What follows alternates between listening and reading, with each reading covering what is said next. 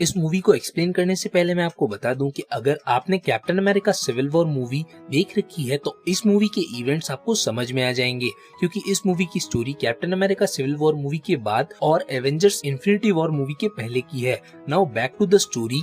इस स्टोरी की शुरुआत अमेरिका के ओहायो शहर में 1995 में होती है, जहां पर हमें पता चलता है कि नताशा रोमानोफ उस वक्त एक बच्ची थी जो कि अपनी फैमिली के साथ यूएस में एक आम परिवार की तरह रहा करती थी, जहां पर उसकी छोटी बहन येलेना और उसके पेरेंट्स एलेक्सी और मेलेना थे। और इतने वक्त से येलेना और नताशा को ये लग रहा था कि एलेक्सी और मेलेना उनके असली पेरेंट्स है, पर सच्चाई कुछ और थी। ये दोनों रशियन एजेंट्स थे जिन्हें रशियन मिलिट्री के जनरल ड्रेकोव ने एक खास मिशन पर यूएस में भेजा था, जहां पर एलेक्सी कैप्टन अमेरिका की तरह ही एक रशियन सुपर सोल्जर था जिसका नाम रेड गार्डियन था, और मेलेना एक साइंटिस्ट थी। और ये दोनों इतने वक्त से अमेरिका में रहकर अमेरिकन मिलिट्री और उनकी खास एजेंसीज की जानकारी चुरा रहे थे। लेकिन जब एलेक्सी और मेलेना की सच्चाई शील्ड ऑर्गेनाइजेशन तक पहुंचती है तो वो लोग इन्हें रोकने के लिए वहां पर पहुंच जाते हैं। लेकिन तब तक एक प्लेन के जरिए ये लोग अमेरिका छोड़कर दोबारा रशिया लौट आते हैं, जहां पर इस पूरी फैमिली को अलग कर दिया जाता है और एलेक्सी वो सारा डेटा जो उसने अमेरिका की खास एजेंसी से चुराया है वो ड्रेकोव को हैंड ओवर कर देता है। और यहाँ पर अब हमें ड्रेकोव का असली प्लान पता चलता है। दरअसल रशियन मिलिट्री का जनरल ड्रेकोव शील्ड ऑर्गेनाइजेशन की तरह ही एक प्रोजेक्ट चला रहा था, जिसका नाम उसने प्रोजेक्ट रेड रूम रखा था, जहां पर उसने एक बड़े से हेलीकैरियर में अलग अलग लड़कियों को इकट्ठा करके उनकी एक खास टीम बनाई। यहाँ पर इन सोल्जर्स को उसने ब्लैक विडोज नाम दिया। और यहाँ पर ड्रेकोव ने उस डेटा का यूज किया जो कभी एलेक्सी ने उसे हैंड ओवर किया था। और यहाँ पर हमें पता चलता है कि जो डेटा एलेक्सी ने ड्रेकोव को हैंड ओवर किया था उसमें शील्ड ऑर्गेनाइजेशन के कुछ सीक्रेट्स थे, जहां पर शील्ड में छुपा हुआ हाइड्रा आखिर कैसे विंटर सोल्जर यानी कि बकी बार्न्स का ब्रेन वॉश कर पाया था उसकी जानकारी थी। और उसी फॉर्मूला का यूज करते हुए ड्रेकोव ने इन सारी ब्लैक विडोज की ब्रेन वॉश कर दिए और इनका इस्तेमाल करने लगा। और उसने ब्लैक विडोज की टीम का इस्तेमाल अपने मतलब के लिए किया। और अब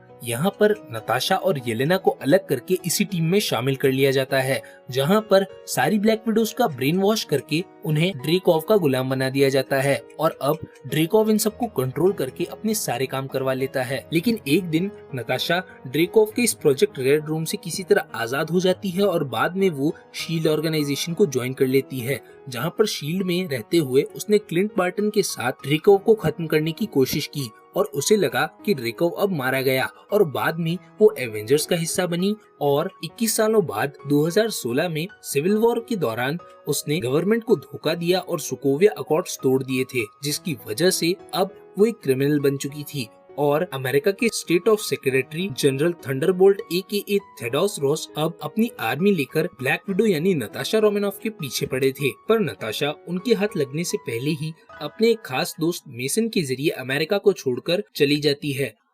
और दूसरी तरफ हमें एक और सच्चाई का पता चलता है। नताशा की बहन येलेना, जिसे नताशा से बचपन में अलग कर दिया गया था, वो भी एक ब्लैक विडो है और वो आज भी जिंदा है। और वो प्रोजेक्ट रेड रूम में रहकर और ब्लैक विडोज के साथ इलीगल काम कर रही है। और इन्हें कंट्रोल करने वाला और कोई नहीं बल्कि ड्रेकोव है, जिसे नताशा और क्लिंट बार्टन ने कभी मार दिया था, पर वो उस बम धमाकों में बच गया था। उसकी ये ब्लैक विडोज वर्ल्ड के अलग अलग जगहों पर फैली हुई थी, जिनके जरिए वो इलीगल काम करवाता था। पर इन्हीं ब्लैक विडोज में से कुछ विडोज आजाद होकर उस हेलीकैरियर से भाग चुकी थी और उनके पास रेड सिंथेटिक गैस नाम का एक खास एंटीडोट था, जिसके जरिए वो बाकी की ब्रेन वॉश्ड विडोज को भी आजाद कर सकती थी। और ड्रेकोव जानता था कि अगर इन एक्स विडोज ने उसकी ब्लैक विडोज की आर्मी पर इस रेड सिंथेटिक गैस का यूज किया तो वो ये सारी ब्लैक विडोज ड्रेकोव के कंट्रोल से आजाद हो जाएंगी। इसीलिए उसने अपनी ब्लैक विडोज की आर्मी को दुनिया भर के अलग अलग जगहों में भेजकर इन भागी हुई एक्स विडोज को मारने का काम सौंपा। और ऐसे ही एक मिशन के दौरान नताशा की बहन येलेना, जो कि ड्रेकोव के कंट्रोल में थी, वो उस सिंथेटिक गैस के संपर्क में आ जाती है और वो ड्रेकोव की कैद से आजाद हो जाती है। और वो यहाँ से अपना ट्रैकर निकाल कर उस एक्स ब्लैक विडो से वो सारी रेड सिंथेटिक गैस लेकर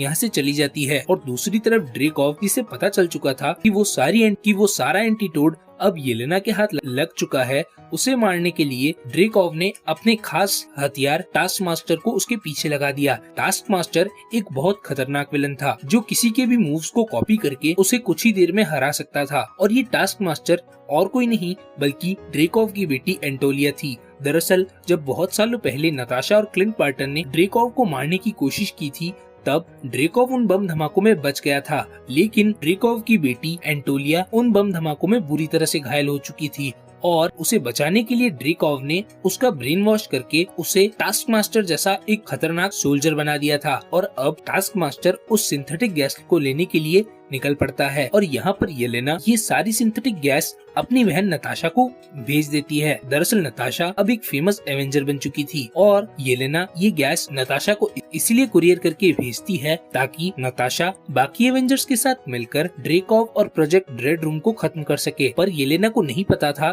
कि सिविल वॉर के बाद नताशा अब एक क्रिमिनल बन चुकी थी और वो मेसन की मदद से किसी तरह नॉर्वे में आकर रह रही थी, जहाँ पर मेसन उस कुरियर को जो येलेना ने नताशा को भेजा था उसे सौंप देता है, जहाँ पर मेसन को नहीं पता कि ये कुरियर किसने भेजा है। लेकिन इससे पहले कि नताशा ये पता लगा पाती कि ये कुरियर किसने भेजा है, उसी रात को उस पर एक जोरदार हमला होता है। दरअसल ये हमला और किसी ने नहीं बल्कि ड्रेकॉव की बेटी एंटोलिया जो कि टास्क मास्टर है उसने किया था। और अब यहाँ पर नताशा और टास्क मास्टर के बीच एक जबरदस्त फाइट होती है, पर टास्क मास्टर उसके सारे मूव्स को कॉपी करके उसे हराने की कोशिश करता है। इसीलिए नताशा उससे बचकर उस एंटीटोड को लेकर यहाँ से भाग जाती है और अब उसे इस एंटीटोड के साथ बहन येलेना की कुछ तस्वीरें भी मिलती है और वो समझ जाती है कि येलेना आज भी जिंदा है, इसीलिए वो येलेना से मिलने के लिए निकल पड़ती है। और अब नताशा बुडापेस्ट पहुंच जाती है, जहां पर येलेना एक सेफ हाउस में छुपी हुई थी और वो वहां जाकर उससे मिलने की कोशिश करती है। पर येलेना नताशा को देखते ही उस पर हमला कर देती है और इन दोनों के बीच में एक जबरदस्त फाइट होती है, क्योंकि येलेना नताशा से नफरत करती थी क्योंकि उसने इतने वक्त तक येलेना को रेड रूम में ही छोड़ रखा था। पर नताशा किसी तरह से उसे कंट्रोल करके उसे सारी चीजें समझाने की कोशिश करती है। लेकिन इससे पहले कि येलेना नताशा को कुछ भी बता पाती, यहाँ पर ब्लैक विडोज और टास्क मास्टर इन दोनों पर हमला देते हैं और ये दोनों टास्क मास्टर और ब्लैक विडोज की आर्मी से किसी तरह बचकर यहाँ से निकल जाते हैं। और अब यहाँ पर येलेना घायल हो चुकी थी, इसीलिए नताशा उसे फर्स्ट एड करती है और अब येलेना एक एक करके नताशा को रेड रूम की सच्चाई बताती है और उसे ये भी बताती है कि कैसे ड्रेकॉव इतने समय से इन ब्लैक विडोज की मदद से अपने सारे इलीगल काम करवा रहा है। और अब इन दोनों में दोबारा दोस्ती हो जाती है और ये दोनों बहनें मिलकर अब उस रेड रूम को ढूंढने की कोशिश करती है। पर रेड रूम को ढूंढना इतना आसान नहीं था, क्योंकि रेड रूम एक ऐसा हेली कैरियर था जो आसमान में कहाँ है ये किसी को नहीं पता था। इसीलिए इन्हें अपने नकली फादर एलेक्सी की मदद की जरूरत थी। एलेक्सी जिसने कभी ड्रेकॉव की रेड रूम प्रोजेक्ट को शुरू करने में मदद की थी, वो अब एक जेल में बंद था। दरअसल जब ड्रेकॉव का काम पूरा हो गया तो उसने एलेक्सी को धोखा देकर उसे जेल में बंद करवा दिया और अब रेड गार्डियन काफी सालों से जेल में बंद था। और उस तक पहुँचने के लिए नताशा और येलेना किसी तरह मेसन से कांटेक्ट करते हैं और उससे एक हेलीकॉप्टर और अपने व्हाइट सूट्स और कुछ हथियार मंगवा लेते हैं। और अब ये दोनों गियर अप होकर उस हेलीकॉप्टर की मदद से उस जेल तक पहुंच जाते हैं, जहां पर ये किसी तरह एलेक्सी को उस जेल से आजाद करवा लेते हैं और उसे अपने साथ लेकर चले जाते हैं। और अब यहाँ पर एलेक्सी भी इनका साथ देना चाहता है, पर येलेना और नताशा दोनों ही एलेक्सी से अब नफरत करती है, क्योंकि उसने हमेशा अपनी बेटियों से झूठ कहा था। लेकिन इन लोगों को एलेक्सी की जरूरत है कि एलेक्सी ही ड्रेकॉव का पता बता सकता है। और अब एलेक्सी इन लोगों को बताता है कि उसे ड्रेकॉव या रेड रूम की लोकेशन का तो पता नहीं है, लेकिन वो जानता है कि उसकी नकली पत्नी मेलेना, जो कि उसकी तरह ही एक रशियन एजेंट थी, वो रेड रूम का पता जरूर जानती है। इसीलिए अब ये लोग उस हेलीकॉप्टर की मदद से मेलिना तक पहुंच जाते हैं। मेलिना जो कि एक साइंटिस्ट थी और रेड रूम जैसे प्रोजेक्ट को चलाने के लिए उसने ही ड्रेकॉव की मदद की थी और अब वो सीक्रेटली ड्रेकॉव के लिए काम कर रही थी। और यहाँ पर आने के बाद ये पूरी फैमिली एक बार फिर से रीयूनाइट हो जाती है। यहाँ पर इन लोगों के बीच में कुछ गलतफहमियां थी जिन्हें इन लोगों ने आपस में दूर कर लिया। साथ ही एलेक्सी अब अपने रेड गार्डियन वाले सूट को पहन लेता है और अब फैसला करते हैं कि ये लोग मिलकर ड्रेकॉव के इस रेड रूम को ढूंढकर उसे खत्म कर देंगे। और अब नताशा और मेलिना मिलकर एक प्लान बनाते हैं, जहाँ पर ये दोनों एक दूसरे के सूट आपस में एक्सचेंज कर लेते हैं, जहाँ नताशा दोबारा ब्लैक विडो और येलेना दोबारा व्हाइट विडो बन जाती है। और अब ये दोनों एक दूसरे के फेस मास्क लगाकर ड्रेकॉव से कांटेक्ट करते हैं और अब ड्रेकॉव टास्क मास्टर और अपनी ब्लैक विडोज की आर्मी के साथ इन पर हमला करके इन सबको बेहोश कर देता है और इन्हें अपने साथ उस हेली कैरियर में ले जाता है, जहाँ पर ये एलेक्सी, येलेना और नताशा के रूप में छुपी हुई मेलिना को कैद कर देता है। और मेलिना के रूप में छुपी हुई नताशा जो ड्रेकॉव के लिए काम कर रही थी उसे अपने साथ ले जाता है, पर ड्रेकॉव थोड़ी ही देर में समझ जाता है कि ये मेलेना नकली है। और दूसरी तरफ मेलेना जो नताशा के रूप में कैद थी, वो अपने आप को किसी तरह आजाद करके ड्रेकॉव और येलेना से कांटेक्ट करती है और अब ये पूरी फैमिली आजाद हो चुकी है और इस शिप को तबाह करने की कोशिश कर रही है। और दूसरी तरफ ड्रेकॉव, जिसे नताशा की सच्चाई पता चल चुकी है, वो उसे अपना पूरा प्लान बता चुका था और साथ ही वो नताशा को ये भी बताता है कि उसकी बेटी एंटोलिया, जो कि अब टास्क मास्टर बन चुकी है, उसकी वजह सिर्फ और सिर्फ नताशा है। और अब वो टास्क मास्टर को नताशा की फैमिली को मारने के लिए भेज देता है और नताशा खुद ड्रेकॉव से निपटती है।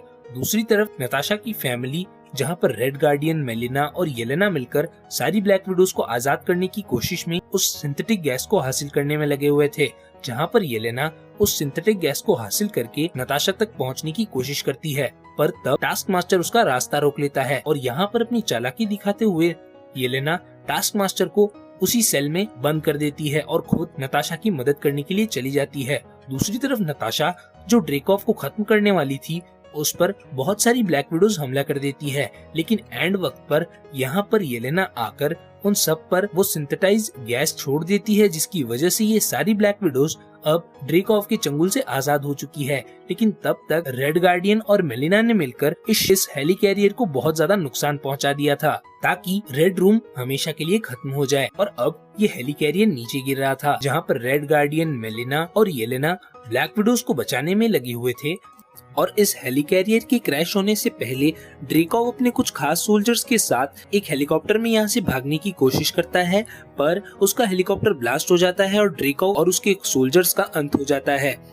वहीं नताशा किसी तरह टास्क मास्टर को बचाना चाहती थी, क्योंकि वो जानती थी कि टास्क मास्टर की एंटोलिया की टास्क मास्टर बनने में सिर्फ और सिर्फ नताशा की गलती है, इसीलिए वो उसे उस सेल से आजाद कर देती है। लेकिन टास्क मास्टर अपना कंट्रोल खो चुका था और वो नताशा को मारने की पूरी कोशिश करता है, लेकिन इस फाइट के दौरान ये पूरा हेली कैरियर जमीन पर क्रैश हो जाता है और नताशा और उसकी पूरी फैमिली ने इस रेड रूम को खत्म करके सारी ब्लैक विडोज को बचा लिया है।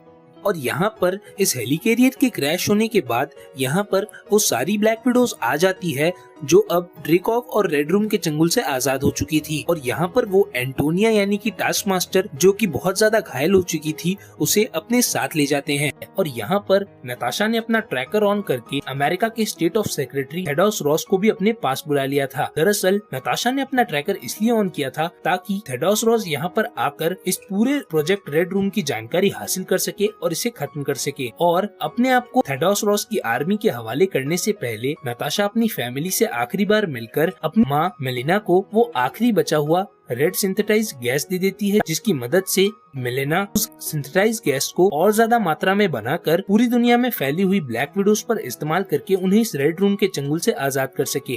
और अब वो खुद अरेस्ट हो जाती है और यहाँ से थेडोस रॉस उसे ले जाते हैं। और अब कहानी कुछ साल आगे बढ़ती है और ये वक्त होता है 2018 का, जहाँ पर नताशा किसी तरह थेडोस रॉस के चंगुल से आजाद हो चुकी है। और यहाँ पर नताशा थेडोस रॉस के चंगुल से कैसे आजाद हुई वो इस मूवी में नहीं बताया गया है, लेकिन यहाँ से नताशा मेसन के जरिए एक विंजेट लेती है और विंजेट को लेकर वो एवेंजर्स की मदद करने के लिए निकल पड़ती है। साथ ही उसके पास एक जैकेट भी होता है जो येलेना ने उसे गिफ्ट दिया था, जो कि नताशा ने येलेना की याद के रूप में अपने पास रखा था।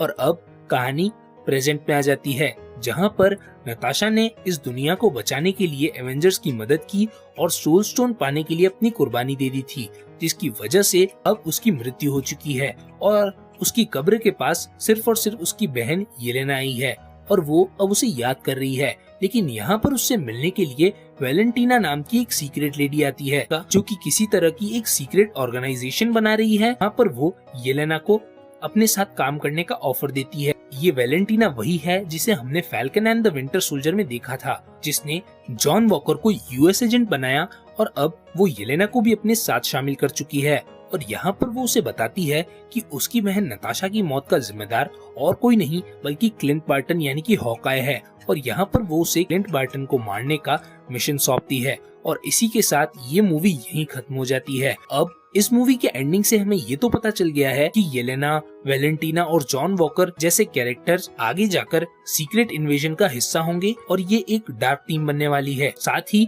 हॉकाई का आगे क्या होगा ये हमें हॉकाई के आने वाली सीरीज में पता चलेगा, जिसका एक्सप्लेनेशन आने वाले समय में आपको इस चैनल पर मिल जाएगा। We hope you like this video, so please subscribe this channel.